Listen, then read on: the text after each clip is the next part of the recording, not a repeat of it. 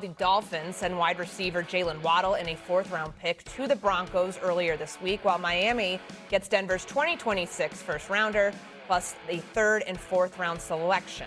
Here's Stephen A. on the trade when the news broke Tuesday. I think that it legitimately elevates them potentially to the number one team in the AFC. Remember, they were in the AFC Championship game last year.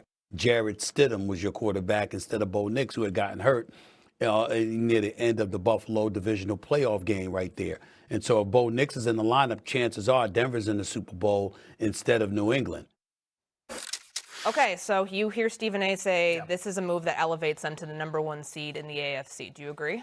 They're good. This doesn't put them as the number one seed in the AFC. I don't even have them as the number one seed in their division because that is still a very difficult decision. We can get to more on that in a minute, but there's a lot to dissect with Denver. That's good, but I don't know if we're talking great. Let's start with this because it was a popular conversation about why Kansas City would take a step back last year, and it's going to translate to Denver as well. 11-2 in one-score games. 11-2 in one-score games last year with the Denver Broncos. Fantastic. That is not going to be something that's sustainable this year. Now, we can take that. We can move it over to the side. There are a few other things we can look at. Number two, we bashed New England up and down for how easy their schedule was last year. It was a key talking point heading into the Super Bowl. What we didn't talk about was Denver's schedule, which was number 2 in ease behind New England.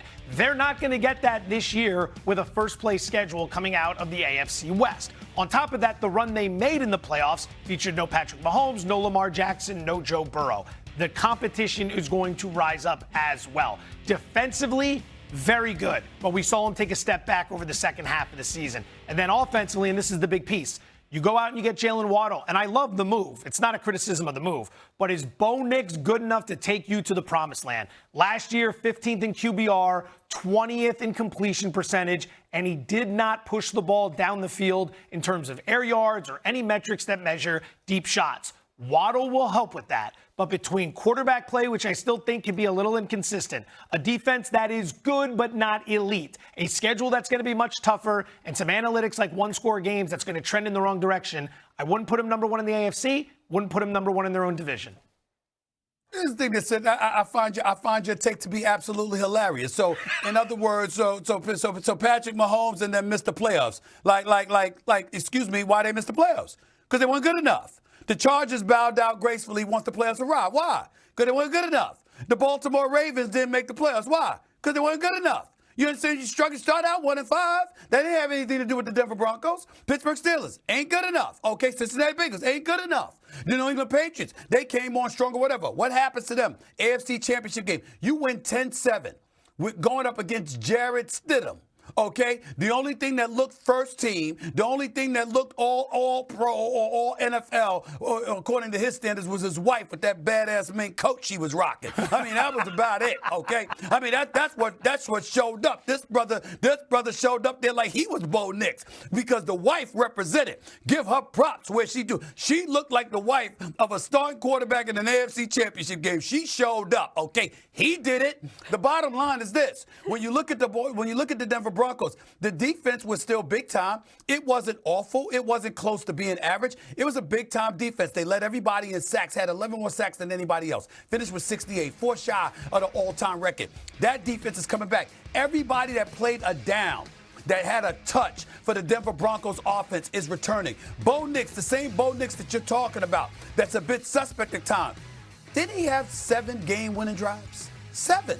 So I'm looking at a cat that can ball at the quarterback spot. He's no scrub. I think we look at the Denver Broncos and say if Bo Nix was healthy, the Denver Broncos would have been in the Super Bowl instead of the New England Patriots. And then you go out and you still keep the Cortland Suttons of the world. You still got an R.J. Harvey. You still got a Dobbins. You still got these cats, okay? You still got Mims. And then you go out and you get Jaylen Waddle. I'm looking at the AFC. Maybe it's by default to some degree, Joe, and I understand that. But the point is, nobody really knocked our socks off. We looked at Houston. Their defense was elite. Their offense was shabby. We looked at Jacksonville. We needed to see it come postseason time. And guess what? They didn't show up. And the poor lady that working for the media was there, was giving the coach encouragement and got blasted for it. Not that she deserved it, because she didn't deserve that insult whatsoever. It was very, very nice of her. Very, very nice and sweet for her to do that for Coach Cohen. No doubt about that. But his team did step up. We look at the Indianapolis coach. You getting Daniel Jones back. Am I supposed to write at home about that? Oh, my God, stop the presses. Daniel Jones is returning. There's a lot to worry about. Am I supposed to be worried about that? And I'm looking at the Buffalo Bills. You went out and you got DJ Moore. That's an upgrade. That's a plus. Who did they lose to in the postseason? They lost to the Denver Broncos. So I'm just saying, you could sit up there and look at the team and say they give you cause to pause and there's reasons to question them. But in the end, what it comes down to is that the number one seed in the AFC with a 14-3 record, that is the Denver Broncos, have given you no reason to believe why they can't be the number one seed again. That's the bottom line. This was an eloquent takedown of every other team in the AFC right now. And you said something earlier that I wanted to circle back on in their own division. So in the AFC West, you say they're not even going to be division winners. Who is the division winner in the AFC? So I'll just put this out there to start. The odds makers in Vegas and beyond, and this is not me, this is them. They do this for a living. They have Denver as the third best team in the division, odds-wise. Season win total, where you can bet over under a team's specific wins, they would be third. Kansas City's at 10.5. The Chargers are 10.5. Denver's 9.5. Go ahead. Hold up. What did the odds makers have Denver at coming into the season? You mean last year? Yeah, your point stands. Yes. Yeah, they were third best in the division last year. Yes. I'm saying, did the odds makers have them as third best in the division? Last year, yes, and this year, yes as well. All right. So evidently the odds makers are at odds because they ain't always right. Right?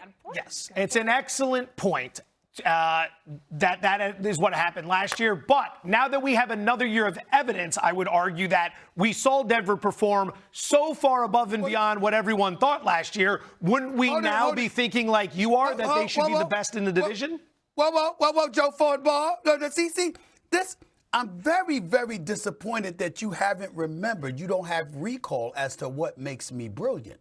I'm brilliant because I know I'm not. I listen to those who are. When it comes to the odds makers, who do I call, Joe? You would call... Tell the audience. Tell them. Who do I call? Your boy right here. You call your boy right here. There you go. I call you. So here's the deal. Joe Football told me that 2 years ago, they were the third-ranked team, according to the odds makers, in the AFC West. Then they had the 2 years to lean on, and they came back and put them in the same position again.